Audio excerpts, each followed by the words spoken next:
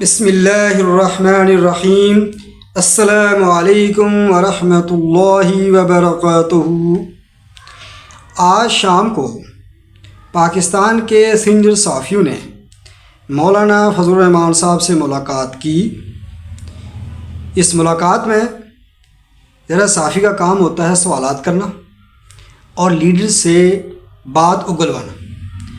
مولانا فضل الرحمان ایک زیر سیاستدان ہیں، تاریخ کے وہ واقف ہیں، منطق و فلسفہ انہوں نے پڑھا ہوا ہے، بات وہ دلیل سے کرتے ہیں، اور صحافی کے منہ سے نکلا ہوا لفظ یا جملہ وہ سمجھ آتے ہیں کہ یہ کیا کہنا چاہتا ہے، کہاں سے یہ بول رہا ہے، کس میڈیا کا یہ نمائندہ ہے، کس ادارے کی نمائندگی کرنا چاہتا ہے، کس سیاسی پارٹی کی نمائندگی کرنا چاہتا ہے، اور اس کا ایجنڈا کیا ہے۔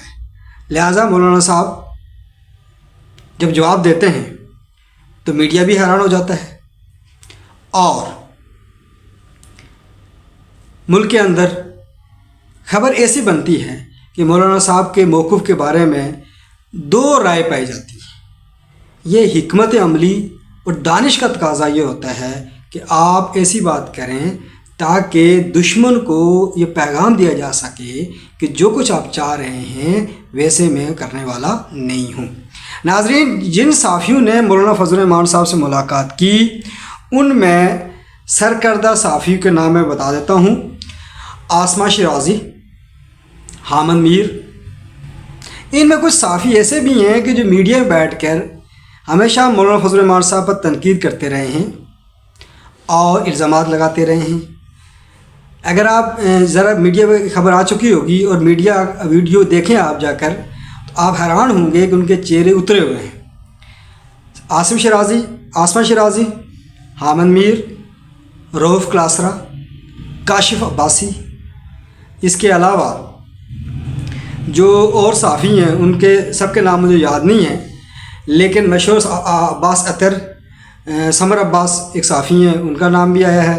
کاشف عباسی ہیں، رؤف کلاسرا ہیں، میں نے بتا دیا آپ کو۔ مشہور صحافی اس کے علاوہ ندیم ملک ہیں، سنجیدہ صحافی ہیں، اور تقریباً سب میڈیا چینل کے مرکزی صحافی اس ملاقات میں موجود تھے۔ جمعیت علماء اسلام کی جو میڈیا سیل ہے ان کی طرف سے جو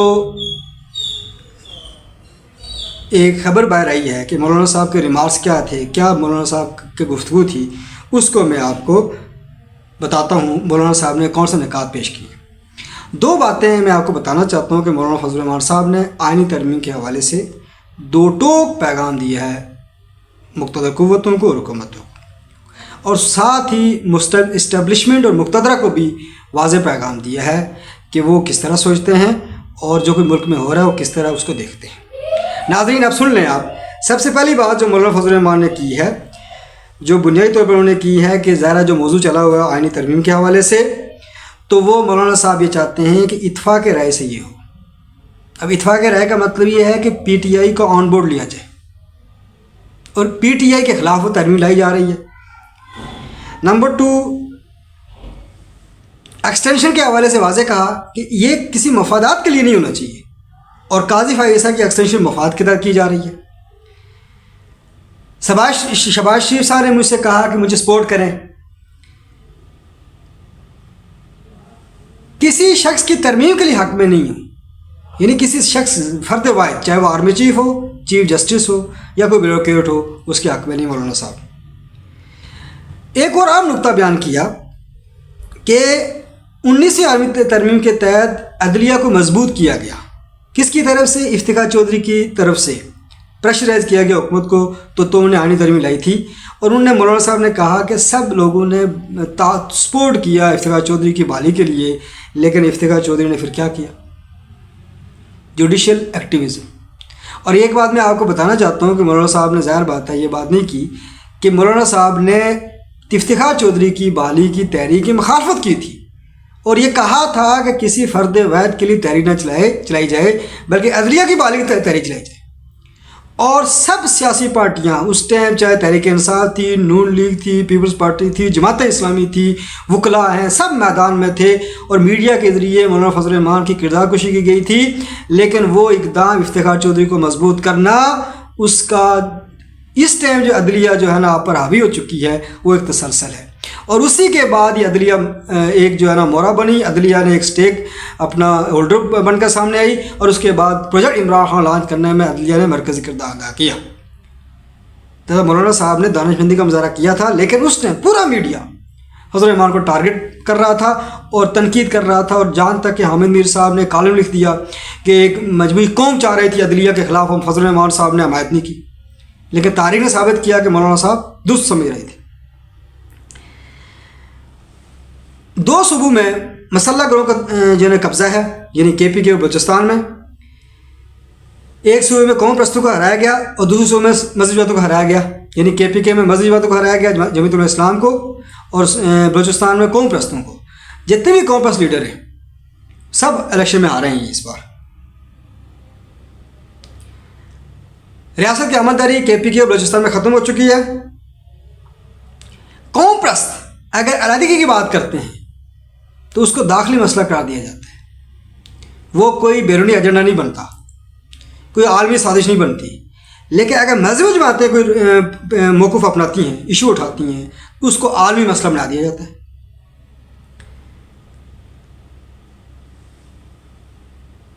لڑائی اور ڈیڈ لاک اپنے من پسند افراد کے لیے ہے، یعنی جو لڑائی کی جاتی ہے، ڈیڈ لاک پیدا کی جاتے ہیں، اپنے من پسند افراد کے لیے یہ کیا جا رہا ہے۔ چاہتے ہیں کہ مفادات سے بالاتر ہو کر وسیع تر قومی مفاد میں ترمیم ہو۔ وسیع تر جو حکومت ترمیم لانا چاہتی ہے، جس کو مولانا صاحب نے مسترد کیا، جو کچھ وہ شکے ڈالی گئی تھیں، وہ سب جو ہے نا مولانا صاحب واضح کر چکے ہیں کہ یہ قوم کے ساتھ امانت میں خیانت ہوتی۔ تو اب وہ مولانا صاحب واضح پیغام دے رہے ہیں کہ قومی مفاد جو کچھ حکم کرنا جا رہی ہے وہ صرف ذاتی مفاد ہے، حکومت کا مفاد ہو سکتا ہے، فوج کا مفاد ہو سکتا ہے، عدلیہ کے جج کا مفاد ہو سکتا ہے، لیکن کوئی مفاد نہیں ہو سکتا۔ مولانا صاحب کی یہ گفتگو جو انہوں نے کی، اس کے علاوہ انہوں نے کہا مقتدرہ کو، اسٹیبلشمنٹ کو، کہ انتخابات میں اداروں کا کردار ملک کو متحد رکھنے کی علامت قرار نہیں دیا جا سکتا۔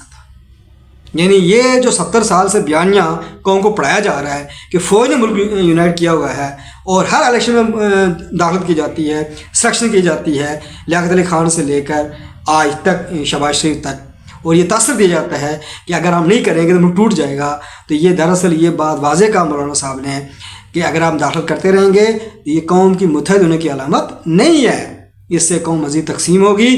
ہاں، وقتی طور پر آپ ڈنڈے کے زور پر قوم کو یا کسی گروہ کو دبا سکتے ہیں، لیکن وہ لاوا پک رہا ہوتا ہے، جب وہ پھٹتا ہے تو پھر اتنا بڑا تصادم ہوتا ہے جس طرح 71 میں ملک 2 لخت ہو گیا۔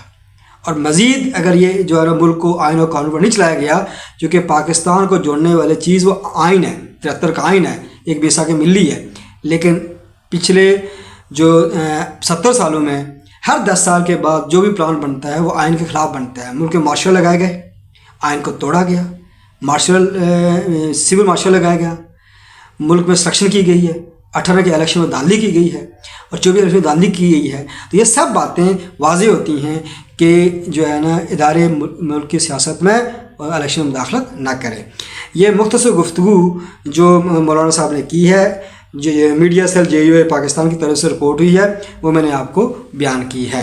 ناظرین، ان سب باتوں پر آپ غور کریں گے تو آپ کو بہت کچھ سمجھ آ جائے گا، اور اس سے واضح ہوتا ہے کہ مولانا فضل الرحمان صاحب اپنے موقف پر قائم ہے۔ اور میں یہ بات اپنے چینل سے بتا چکا ہوں کہ جمعیت علماء اسلام ایک تحریک ہے، اس کا یہ 3را فیز چل رہا ہے۔ پہلا فیز تھا 80 سے 2002 تک مزاحمت، اپوزیشن کردار، 2002 سے لے کر 2018 تک اپوزیشن گورنمنٹ پاور کوریڈورز میں اپوزیشن میں زیادہ کردار ادا کرنا، اور 18 کے بعد پھر مزاحمتی تحریک، جس کا جو 2018 کے الیکشن میں شروع ہوئی اور ابھی تک چل رہی ہے، مزید چلے گی آگے۔